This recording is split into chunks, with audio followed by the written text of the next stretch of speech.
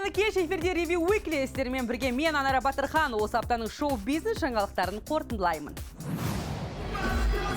Құны 50 миллион тұратын Родной Фест қалай өтті? Жан серіксен туған күнім. Концерт Қадырбаевтың қалтасына салмақ түсірмеді ме? Бұл фестивальға жарты жылдан бері өзінің бюджеттің белгілі бір бөлігі тұрды. Менің келінім келсін көресіңдер, бәрін содан үйге алатын боласыңдар. Азияның үздік актрисасы.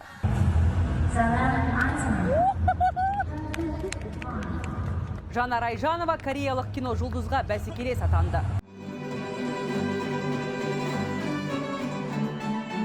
Берік Айтжанов, Еркебұлан Дайыров, Индира Құлмағамбетова топ актерлардан тағы бір премьера. Менің бар дүниеден бөліп жарып алғаным бір ғана сен өзіңсің. Қойылым Асанәлі Әшімовтің көңілінен шықпады ма? Аздап бір ескертулер бар, оны айтамыз режиссерға, онсыз болмайды. Блогер Жансерік Қадырбаев туған күнін үлкен масштабта 10 мың адаммен атап өтті. Атаулы кеште Қайрат Нұртас, Ирина Қайратовна, Орда, 91 топтары тағы талай танымалдар төбе көрсетті. Сонымен Родной Фест қалай өтті? Сымбат Сағындықтың материалында.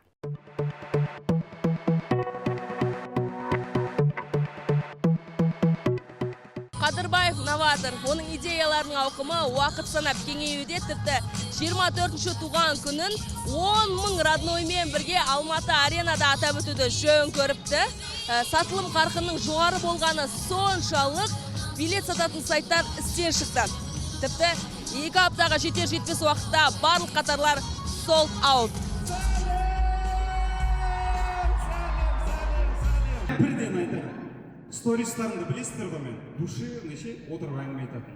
Сол сияқты бүгінгі кеште душевный болады. Сондықтан да бүгінгі фестивальға қош келдіңіздер!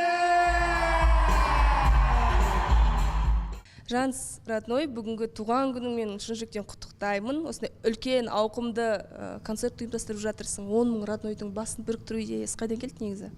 Енді Роднойлар деген мен үшін үлкен отбасы. Негізі.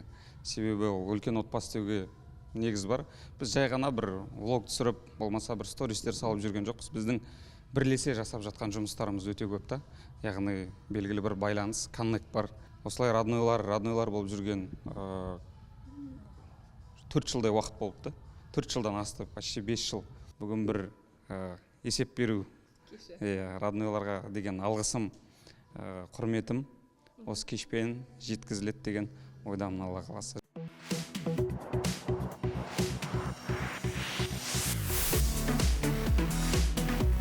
Состав өте мощный. Бүгінгі шығатын құрам шынымен реально потолок.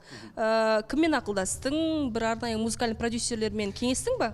Жоқ, өзімнің сүйікті әншілерім. Қалай келісім жүргіздің? Бірден келісті ма, әлде қипақтағандар болды ма? Енді сұраған гонорарларын ренжітпей беріп жатырмыз. Как заказ, ол достық, бірақ жұмысқа келгенде сұрағанын беріп жатырмыз. Бірақ енді үлкен жігіттер қолдау көрсетті, рахмет олар.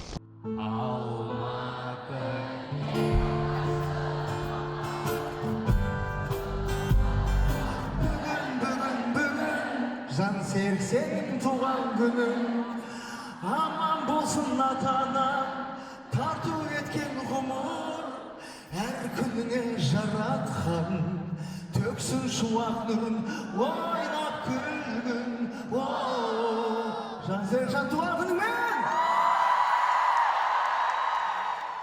Бәрі айтыла ма, кесілмей ма? Кесілмейді. Болды. Жанспен мен 9 сыныпта екеуміз Нишқа түстік, Назар Взятка мектебіне. Ол басқа мектепте, мен басқа мектептен, бірақ параллель оқыдық. Сол кезде біз кружок болдым, қосымша драм кружок дейтін.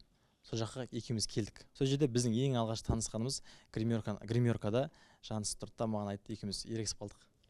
Сөйтті да маған айтты Жанс, мен сенің қазір 9 секундта 15 жерін тез жіберем деді. Содан бері әрі күнге дейін бір үйде тұрамыз.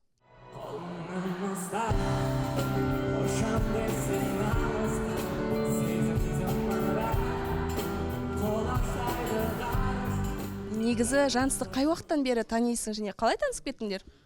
Жанспен біз ең басында Марго Маргомен біз Инстаграм арқылы танысқан болатынбыз. Ол бізді вайндарына мен әнімді қолданып жүр. Сөйтіп мен оған жазғам. Сөйтіп екеуміз араласып, мен Алматыға келгенде мен күтіп алғам. Екеуі Марго Жанс екеуі келіп күтіп алған. Бірақ Жанс андай кішкене өзінше болып тұрды. Қатайып Маргомен сөйлескен ол кезде.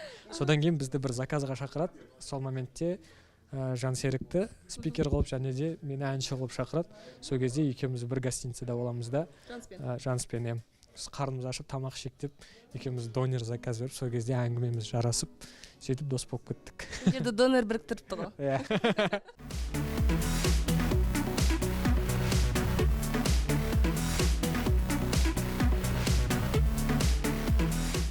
Жансқа өзіңнің бір тілегіңді айтсаң. Жансқа тілегім үйлен. Болды. Осы. Иә, болды. Мамасы айтты бағана. Мамасы бәрімізге айтты. Айтыңдаршы үйлен деп. Сол жеткізіп беріп отыр. Жанс үйлен. Негізі қызын білесің ба? Иә. Yes. Yes, I do. London of Britain. I don't know. No? Біздің мама мен папа айтты. Жастардың кеші ғой, біз жай сырттан қарап тұра берейік, сахнаға шықпай қойсақ бола ма? Мама папалар сондай ғой. Бірақ та жанды. Жақта отыр. Енеңді көргім келіп отыр ма? Міне осымен 10 мың адамның басы біріктірген Родной Фест өз мәресіне жетті. Күтпеген, тіпті көптен бері сахнада көрінбей кеткен әртістер өнер көрсетті. Былайша айтқанда, потолок концерт болды Родной. Сүйінші, массагеттер патшайымы Таймирис рөлімен танылған актриса Альмира Тұрсын Mrs. Global Қазақстан 2022 титулына ие болды. Бұл сыйлық байқауына 25 мен 45 жас аралығындағы әйел азаматшалары қатысты. И вот она, главная корона. Альмира Тұрсын.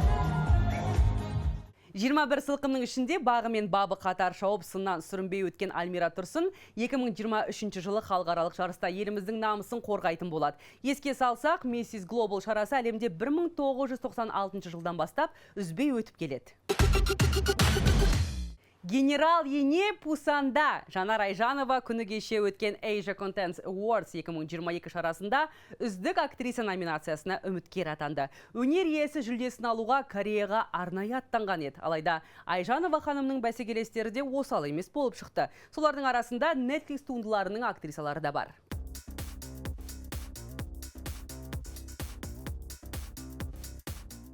The Asia Content Awards осымен 3-ші жыл қатарынан өтіп жатқан Азиядағы үздік кинотуындылар сайысы. Оған 100-ге жуық теле және интернет жобалар қатысады. Еске салса, Жанар Айжанова үздік актриса номинациясына үміткерлер тізіміне «Әппақ келін» веб-сериалындағы рөлі үшін ілігіп отыр. Ертең осы келінім екі аяқтарды бір етікке тығып жүрмесін. Hi, mom. Жанар Айжанова аталмыш шараның қадірлі қонағы болып, қызыл кілем салтанатына арнайы қатысып қайтты. Өнер иесі фестивальге қазақтың ұлттық камзолы мен әшекейін киіп барған. Алайда үздік актриса мүсіншесі Netflix ұсынған ерекше заңгер У Йен У фильмдегі рөлі үшін оңтүстік кореялық актриса Пак Ын Бинге бұйырды.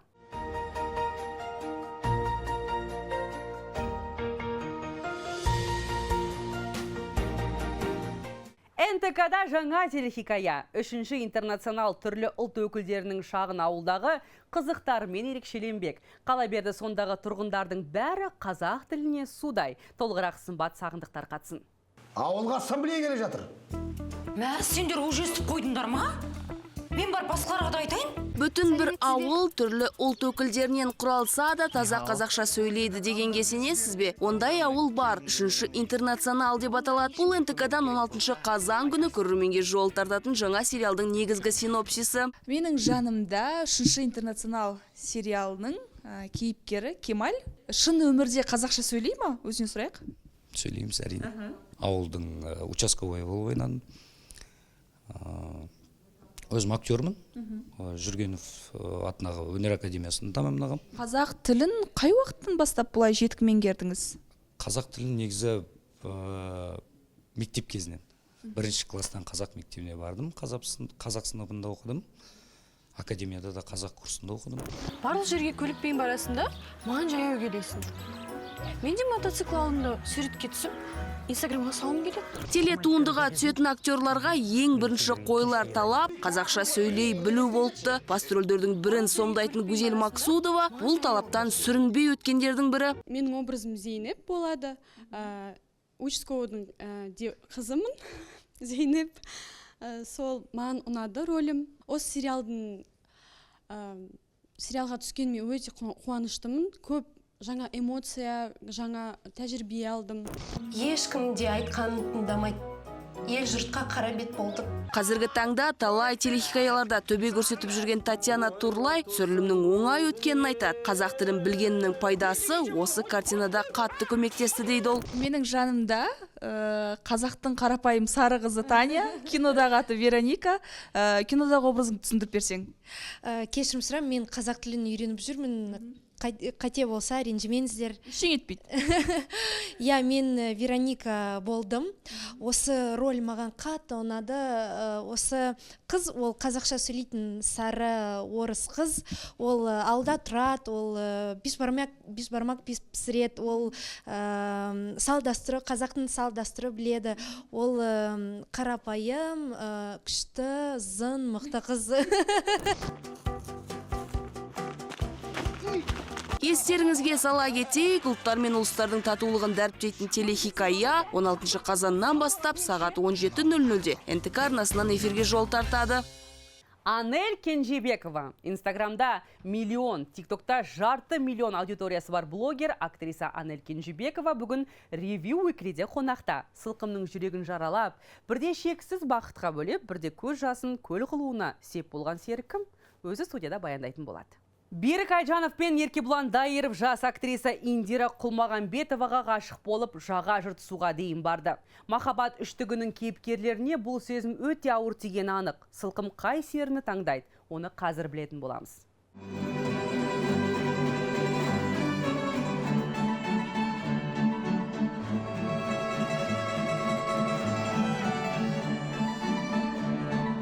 Бүгін Әкем театрда 97 маусымның ашылуы. Қара шаңырақ саф өнерді сақтай отырып, ескінің сүрлеуінен бір жолы арылып келеді.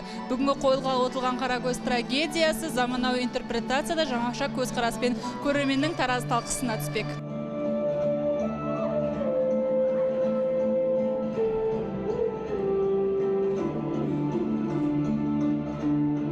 Бақтияр Қожа, Данагүл Темірсұлтанова, Берік Айтжанов, Еркебұлан Дайыров, Индира Құлмағанбетова. Бұл Мұхтар Әуезовтің әйгілі трагедиясын сахналауға стараланып алынған труппа. Шығармашылық құрам әр заманның өз Қарагөзі барын айтады. Сырым мен Қарагөздің ұлттық дәстүрге кереғар махаббат трагедиясы ғана емес, уақыт пен қоғам трагедиясы сахналанады.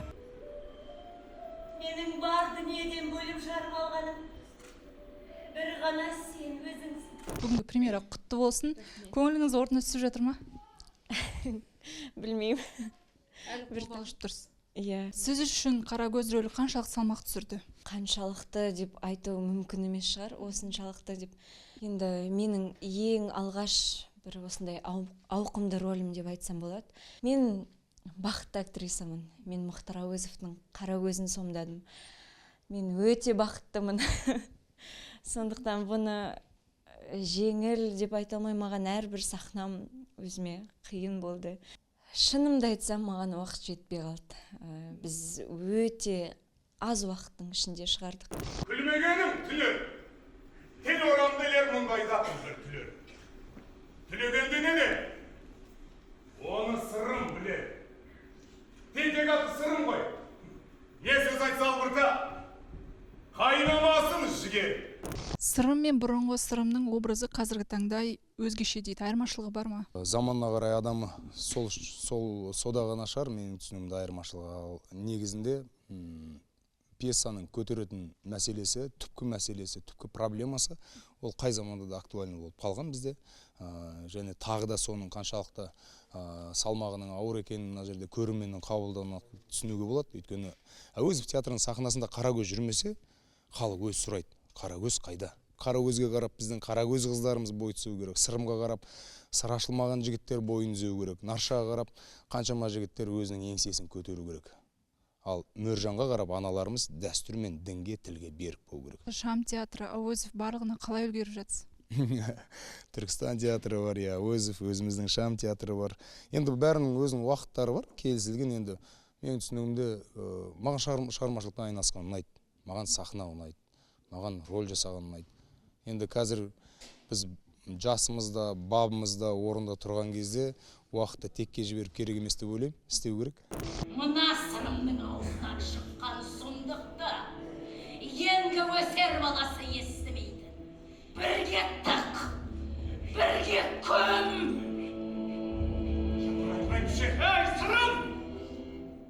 Енді өзіңізден өткен сыншы жоқ. Осы спектакльдің ерекшелігі көңіліңізден шықты ма? Осыдан бір 10 күн бұрын, 15 күн бұрын көркемдік советке өткізген. Онда көптеген ескертулер айтылған. Соның бәрін орындапты бүгін режиссер. Сол бүгін жақсы шықты. Орында деп есептеймін. Актерлар да орында.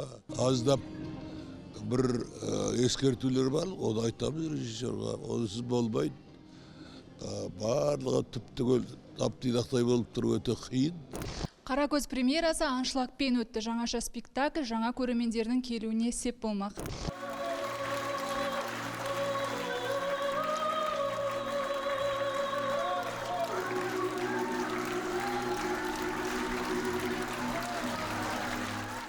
Құрметті көрермен, уәде еткеніміздей бүгін бізде студияда қонақта блогер Анеля Кенжебекова. Анеля, студиямызға қош келдің, сені көргеніме қуаныштымын. Көңілге қалай? Көңілге жақсы, рахмет үлкен. Мен де қуаныштымын осы жерге келгеніме. Әлішер Қонысбаевтың Бөлексің әні өзіңе арналады. Ол әнді тыңдарман өте жылы қабылдады. Ал өзің алғаш естігенде қандай сезімде болдың? Айтыңызшы.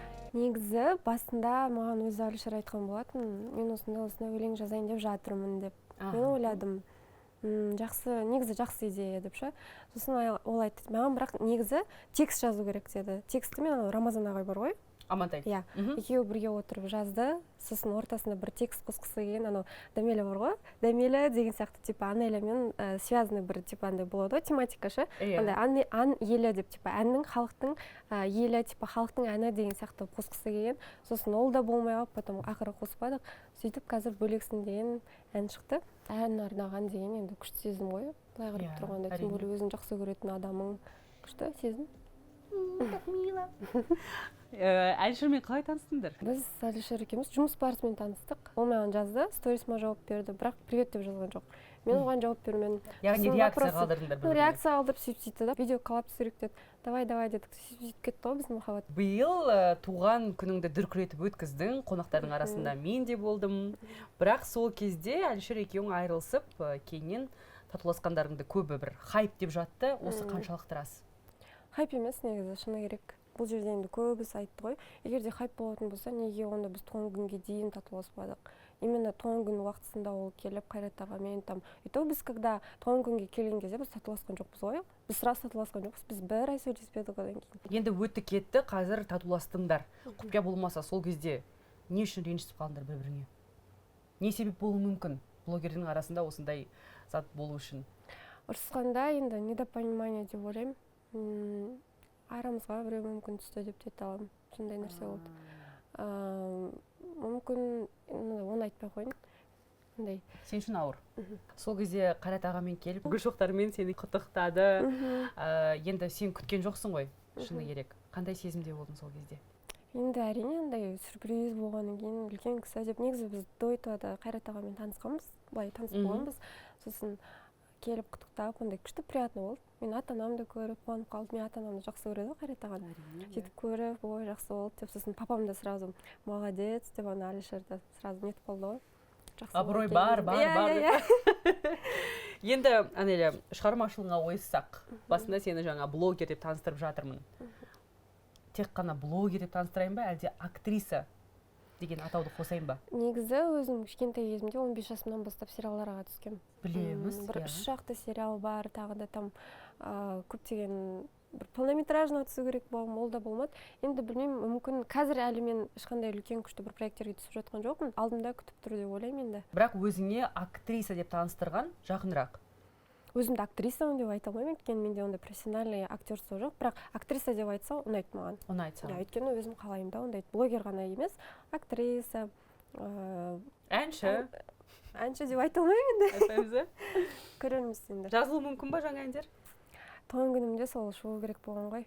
Туған күнімде жазылды, бәрі дайын болды. Менде сол кезде кәдімгідей уже бір технический бір момент болды, сол кезде шықпай қалды. Сосын Алишер де айтты, шығармай қой бір нәрсе деп, сонда өзіме айттым, неге деп ше. Енді ол жағын дұрыстап өзім потом түсіндіріп айтармын. Өйткені ол жерде үлкен тағы бір история жатыр, түсіндіретін ше. Енді бөлекпін деген әнді қашан күтеміз сенен? Білмеймін оны. Бөлекпін деген болмайды енді. Бөлекпін, жан бөлекпін. Енді оны көрерміз ғой, өлең уже шыққан кез. Негізі бір дайын өлең дайын тұр уже. Иә? Қандай? Қандай мағынада, қандай жанрда? Қазақша ма, орысша ма? Қазақша. Қыздар туралы? Кәдімгідей современный, иә, қыздар туралы. Өте күшті. Енді Инстаграмда оқырман саның 1 миллион болыпты. Құттықтаймыз. Әрең жеттім ғой соған. Бұл бір ерекше сезім негізінде. Адамдарға бір сырттай көріну мүмкін, ой, жай ғана 1 миллионға, бірақ та оның қанша артында еңбек тұр. Өте көп еңбек бар. Сен тіпті сол миллионды сатып алған деп айыптайтындар да бар. Бұған не дейсің? Иә, ондайлар енді бар, бірақ мен енді өздері де көретін шығар, мен оқырмандарым көрді ғой, әр күн сайын мысалы 997 мың болды, 998 мың болды, 970 мың болған кезде Шымкентте болғам, сол кезде ровно 30 мың қалды деп андай тойлағанбыз. Потом уже каждый 1000-2000 мың подписчиктен қосылып жатты. Ол кезде коллаптар түсіріп, неше түрлі андай тырыстым да, кәдімгідей жұмыс істедім өзімнің контентіме. Сөйтіп әйтеуір 1-2-3 айдан кейін, мысалы бір 970 мың болды да, бір 3 айдан кейін уже миллион болдым ғой. 3 айда сонда қалған 30 мың подписчиктер жинадым. Шыны керек, мен ешқандай андай бір бот жоқ. Вообще бот жоқ, накрутка жоқ, чисто солай келді ғой. Өзім де таңғалдым ғой. 1 миллион болғанда жыладым ғой мен. Бірақ видео түсіріп алатын ешкім болған жоқ, потому что өзім болдым да. И бүйтіп прям андай күшті сезім болды. Инстаграмға көбінесе beauty, fashion, travel, блог түсіресің. Lifestyle, иә. Идеяны қайдан аласың? Идеяны негізі мен өзім жасайтын, осы уақытқа дейін уже көп болды.